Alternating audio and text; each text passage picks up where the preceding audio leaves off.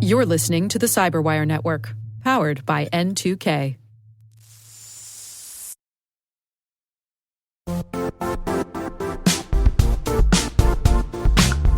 When it comes to ensuring your company has top-notch security practices, things can get complicated fast. Vanta automates compliance for SOC 2, ISO 27001, HIPAA, and more, saving you time and money. With Vanta, you can streamline security reviews by automating questionnaires and demonstrating your security posture with a customer-facing trust center. Over 7,000 global companies like Atlassian, Flow Health, and Quora use Vanta to manage risk and prove security in real time. Our listeners can claim a special offer of $1,000 off Vanta at vanta.com/cyber. That's VANTA.com/cyber for $1,000 off Vanta.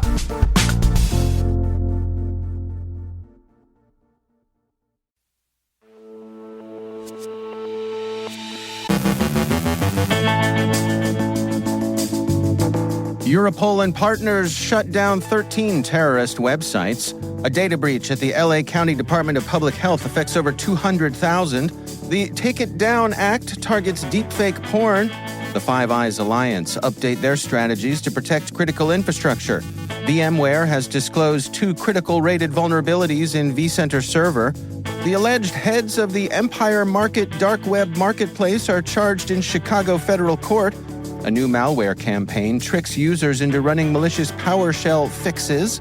Researchers thwart memory tagging extensions in ARM chips.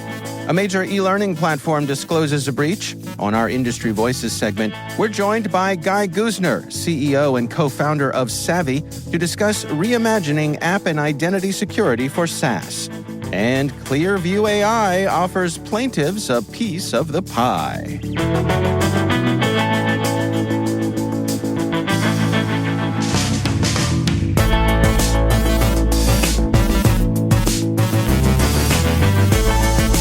It's Tuesday, June 18th, 2024. I'm Dave Bittner, and this is your CyberWire Intel Briefing.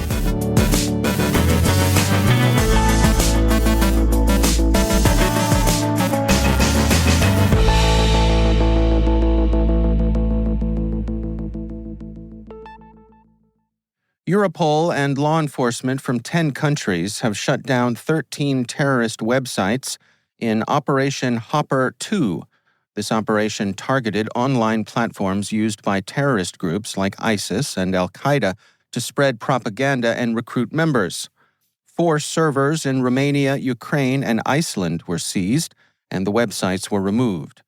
Coordinated by Europol's European Counterterrorism Center, the operation involved authorities from several European countries. Europol's EU platform on illicit content online, PERSI, facilitated the removal of terrorist content, showcasing the power of international cooperation in combating online terrorist activities. The Los Angeles County Department of Public Health reported a data breach affecting over 200,000 people. In February of this year, an attacker obtained the login credentials of 53 employees through a phishing email. Stolen data includes personal, medical, and financial information. Impacted individuals are being notified by mail and offered a year of free identity monitoring. The DPH has enhanced its security measures to prevent future attacks, disabled affected accounts, and reset devices. Law enforcement and the U.S. Department of Health are involved in the investigation. The department advises individuals to verify their medical records for accuracy. Lawmakers on Capitol Hill are urgently addressing the surge in deepfake AI porn targeting celebrities and high school students.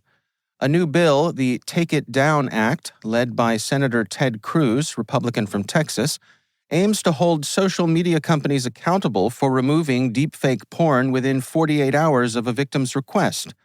It would criminalize publishing or threatening to publish such content, with enforcement by the Federal Trade Commission. The bill will be introduced by a bipartisan group of senators supported by victims of deepfake porn. Despite consensus on the issue, there are competing bills in the Senate. Senator Dick Durbin, a Democrat from Illinois, proposed a bill allowing victims to sue those responsible, but it was blocked for being overly broad. The Take It Down Act focuses on social media platform responsibilities. This all comes as Senate Majority Leader Chuck Schumer pushes for AI legislation addressing non-consensual deepfake images. Cybersecurity agencies from the Five Eyes Alliance have updated their strategies to protect critical infrastructure, emphasizing the need for international collaboration due to the interconnected nature of these systems.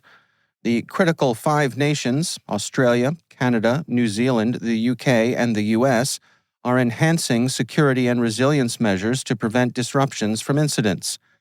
Key points include adoption of new policies and tools, like Australia's 2023 Critical Infrastructure Resilience Strategy and the UK's Critical National Infrastructure Knowledge Base, addressing cyber threats through updated national strategies, such as the UK's National Cyber Strategy and the US's National Security Memorandum, enhancing information sharing mechanisms between governments and infrastructure operators. These nations stress that evolving threats like cyber attacks and climate change necessitate continuous adaptation of infrastructure protection strategies. Collaboration and shared knowledge remain vital for mitigating risks and ensuring the resilience of critical systems. VMware by Broadcom has disclosed two critical rated vulnerabilities in vCenter Server used in its Cloud Foundation and vSphere suites. The flaws scored a 9.8 on the CVSS version 3 scale and are described as heap overflow vulnerabilities in the DCE RPC protocol, potentially allowing remote code execution. Despite no known exploitation in the wild, patched versions are available. However, older versions like 6.5 and 6.7, no longer supported since October of 2022, may remain vulnerable. Additionally, a third flaw, rated 7.8, allows local privilege escalation due to sudo misconfiguration. VMware acknowledged Matei Mal-Badenois of Deloitte, Romania, for discovering the vulnerabilities. Two men, Thomas Pavey and Raheem Hamilton, have been charged in Chicago federal court for operating Empire Market, a dark web marketplace that facilitated over $430 million in illegal transactions from February 2018 through August 2020. Empire Market sold illegal drugs, counterfeit money, malware, and other illicit goods using cryptocurrencies like Monero, Litecoin, and Bitcoin for payments. The marketplace shut down abruptly in 2020 amid DDoS attacks, leading to exit scam allegations. The two face charges for selling counterfeit currency, distributing controlled substances, possessing unauthorized access devices, and money laundering. If convicted, they could face life in prison and must forfeit crime proceeds, with $75 million in cryptocurrency, cash, and precious metals already seized. Researchers at Proofpoint document a new malware campaign that uses fake Google Chrome, Word, and OneDrive errors to trick users into running malicious PowerShell fixes that install malware. Multiple threat actors, including Clearfake, ClickFix, and TA571, are behind this campaign. These attacks involve fake browser update prompts and JavaScript in HTML attachments, displaying false error messages. Users are instructed to copy and run PowerShell scripts, leading to malware installations like Darkgate, Matanbukas, NetSupport, XMRig, and Luma Stealer. The campaign exploits user unawareness of PowerShell risks and Windows' inability to detect malicious scripts. Despite requiring significant user interaction, the convincing social engineering increases the likelihood of successful infections. In 2018, ARM introduced memory tagging extensions, MTE, to protect against memory safety bugs. MTE, now in devices like Google's Pixel 8, tags memory blocks to detect and prevent memory safety violations. However, researchers from Seoul National University, Samsung Research, and Georgia Tech found MTE can be bypassed via speculative execution attacks. Their study, titled TickTag, breaking ARM's memory tagging extension with speculative execution, shows that attackers can extract MTE tags with a 95% success rate in under 4 seconds. Despite this, ARM maintains that MTE's value remains and suggests mitigations to prevent these attacks. The researchers' findings have prompted some responses from ARM and Google's Android security team, although not all issues have been fully addressed. Learnosity, an e-learning platform with over 40 million learners, disclosed a cybersecurity incident on June 17th. A phishing attack targeted HR staff, exposing an employee list but evidently not downloading it. The affected employee lacked access to product or user data. Learnosity has secured its systems and is investigating the incident, offering 12 months of free credit monitoring to affected users.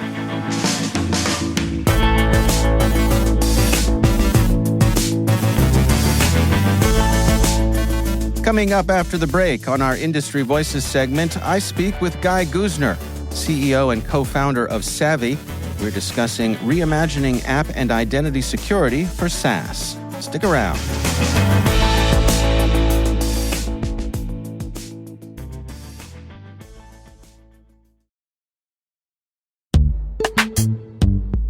Struggling to secure on-prem apps with modern identity? Don't worry, you're not alone. Join industry leaders from Fortune 500 organizations to secure your apps on any cloud with any IDP, regardless of your environment's complexity. Meet Strata's identity orchestration platform, Mavericks. Say goodbye to the headaches of app refactoring and legacy tech debt. With identity orchestration, you can modernize legacy apps to use MFA or passwordless authentication in a few weeks, migrate from one IDP to another, and so much more without changing the app. No matter your IAM use case, Strata extends the value of your current identity investments. And the best part? You can try it for free today. Visit strata.io/cyberwire to share your biggest identity challenge, and they'll hook you up with a complimentary pair of AirPods Pro. Don't miss out. Visit strata.io/cyberwire. That's strata.io/cyberwire.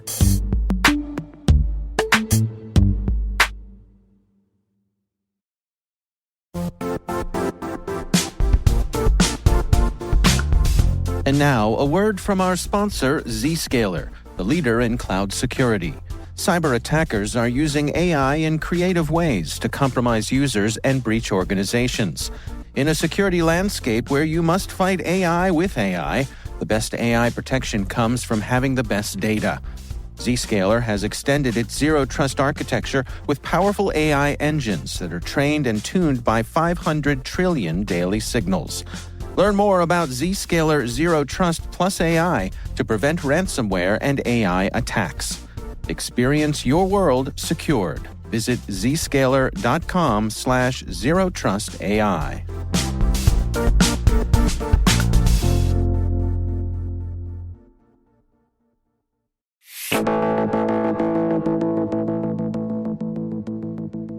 Guy Guzner is CEO and co-founder of Savvy. And in today's sponsored Industry Voices segment, we discuss reimagining app and identity security for SaaS.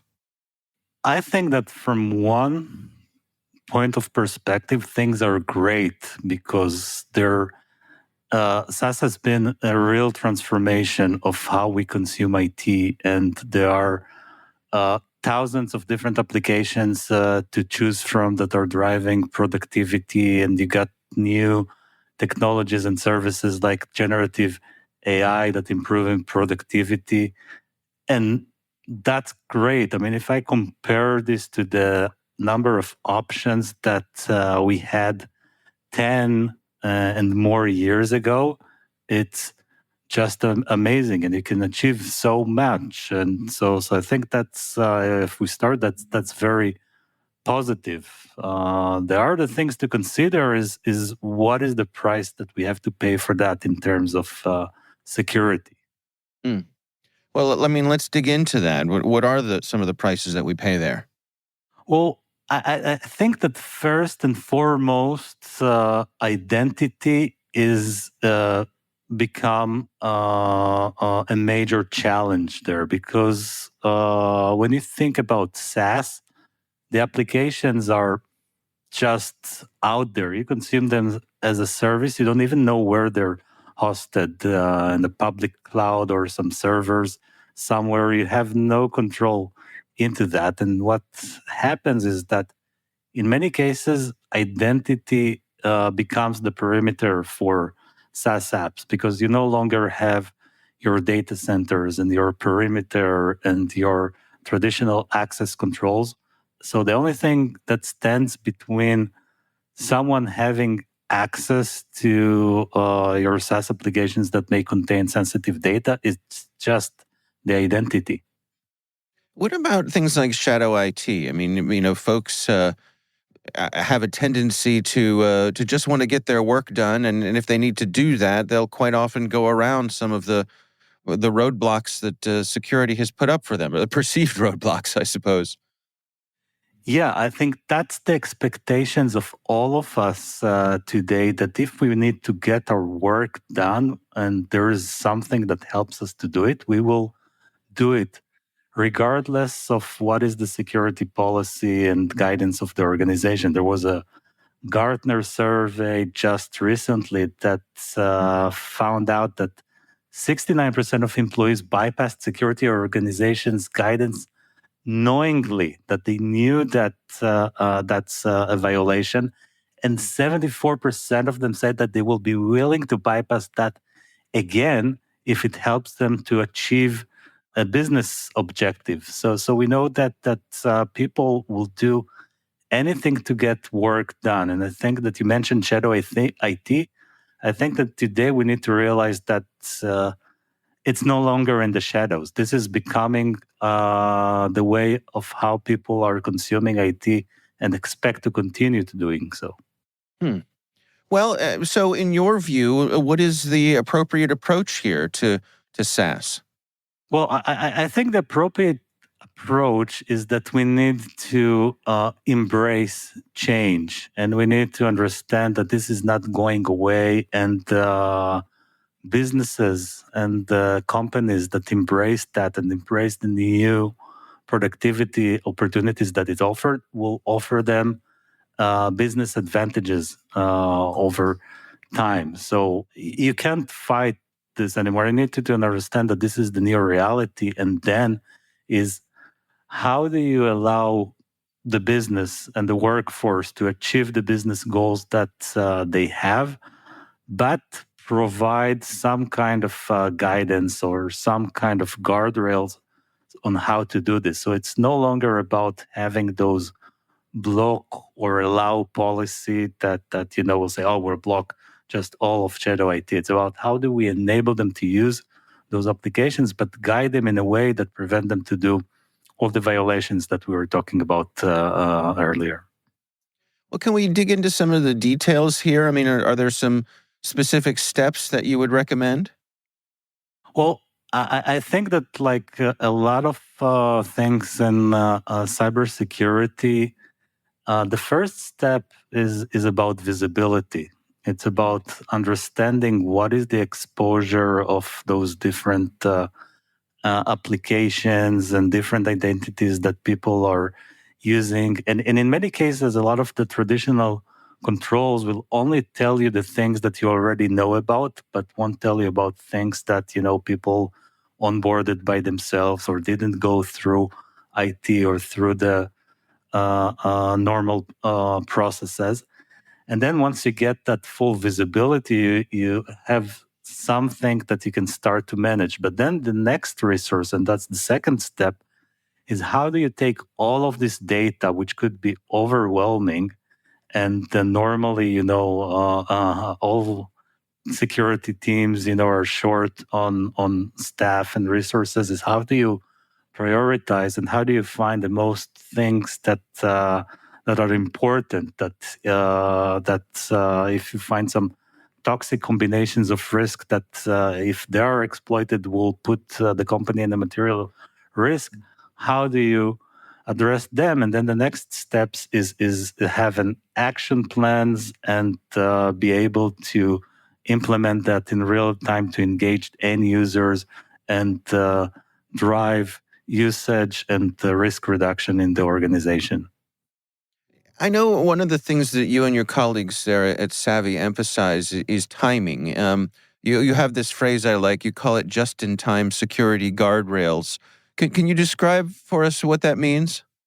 Sure, absolutely. So one of the things that, when we started Savvy, we recognized is that the workforce, the users have a lot of power and a lot of freedom to choose from different SaaS platforms. And this is also where they create the violation. And the traditional way to affect the decisions of what people were doing was, let's train them. Let's do some education. Let's have a security awareness program. But what we've noticed is that those programs where you train people are not necessarily effective when they make their day-to-day decisions.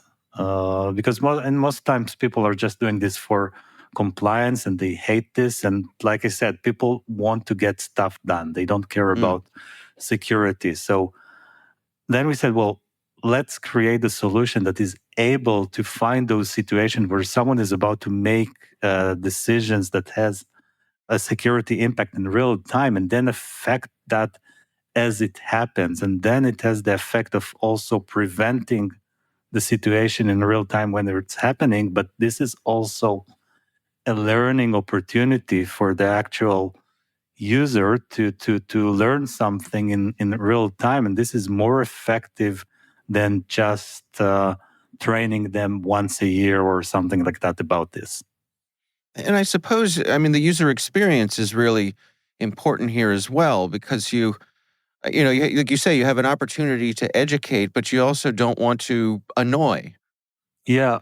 And I think that this is also something that I'll say collectively, the security industry didn't tend to put user experience as a top priority. It was always about security. And maybe in the past, it was good. Okay, we'll just block you and we don't give you any other alternatives. But in today's day of an age when people expect the productivity, you need to think about user experience. And like there was the research I mentioned earlier, that people will circumvent security if it's just too hard. And they have different ways of doing this. Today people have their own personal device. They have other ways to achieve what they're doing. So one of the important things is, how do you do this in a way that doesn't antagonize the end user?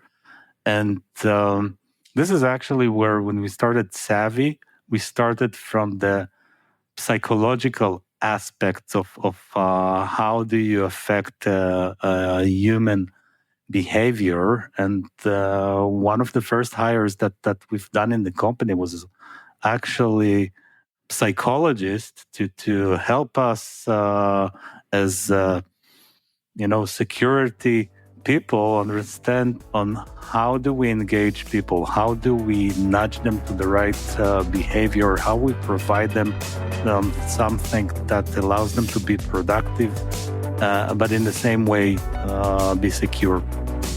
That's Guy Guzner, CEO and co-founder of Savvy.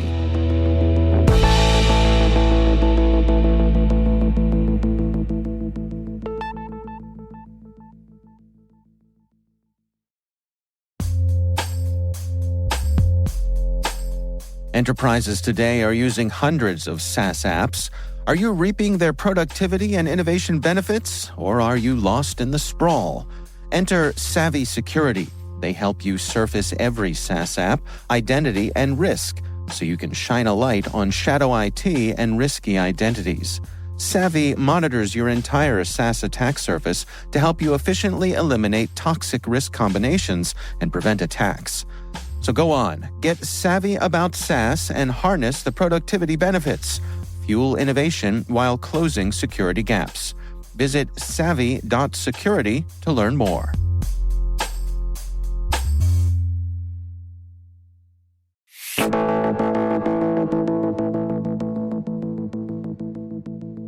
And finally, for a while there, Clearview AI was riding high.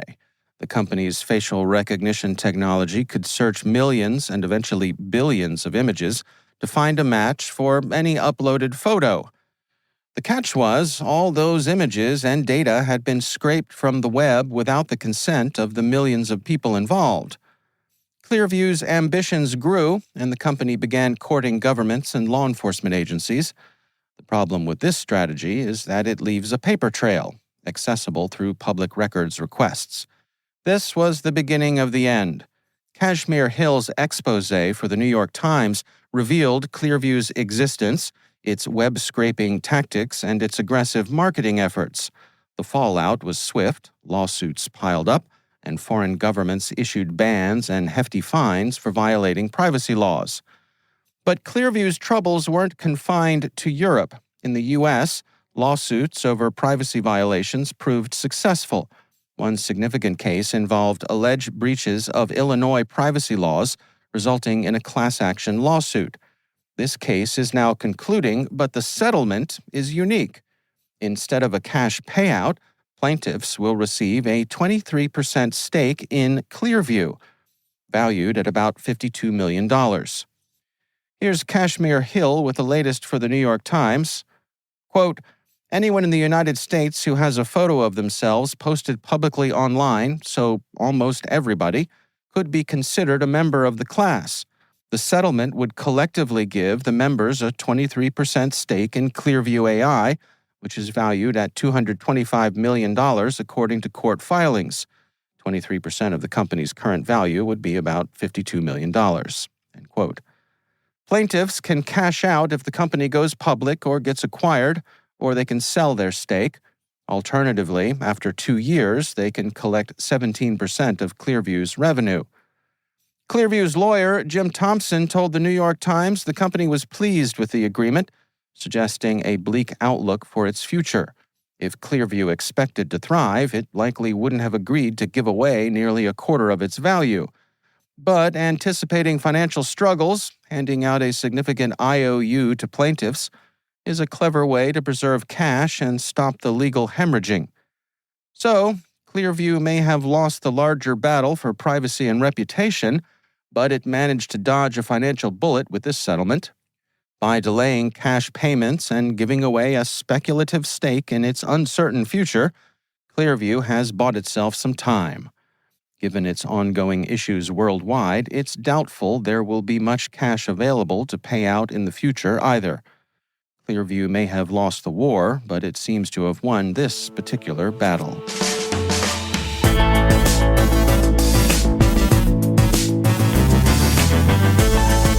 And that's the CyberWire. For links to all of today's stories, check out our daily briefing at thecyberwire.com. We'd love to know what you think of this podcast. Your feedback ensures we deliver the insights that keep you a step ahead in the rapidly changing world of cybersecurity. If you like our show, please share a rating and review in your podcast app. Please also fill out the survey in the show notes or send an email to cyberwire@n2k.com. We're privileged that N2K CyberWire is part of the daily routine of the most influential leaders and operators in the public and private sector, from the Fortune 500 to many of the world's preeminent intelligence and law enforcement agencies. N2K makes it easy for companies to optimize your biggest investment, your people. We make you smarter about your teams while making your teams smarter. Learn how at n2k.com. This episode was produced by Liz Stokes. Our mixer is Trey Hester, with original music and sound design by Elliot Peltzman. Our executive producer is Jennifer Iben. Our executive editor is Brandon Parf. Simone Petrella is our president, Peter Kilpie is our publisher, and I'm Dave Bittner. Tomorrow is Juneteenth here in the United States, so we will be taking off that federal holiday. We'll see you back here Thursday.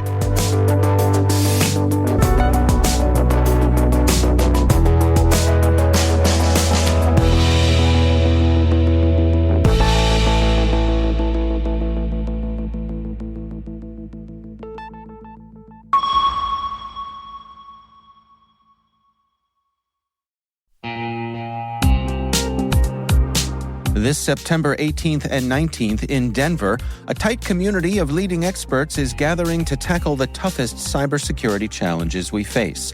It's happening at MWise, the unique conference built by practitioners for practitioners. Brought to you by Mandiant, now part of Google Cloud, MWise features one-to-one access with industry experts and fresh insights into the topics that matter most, right now, to frontline practitioners. Register early and save at mwise.io/cyberwire. That's mwise.io/cyberwire.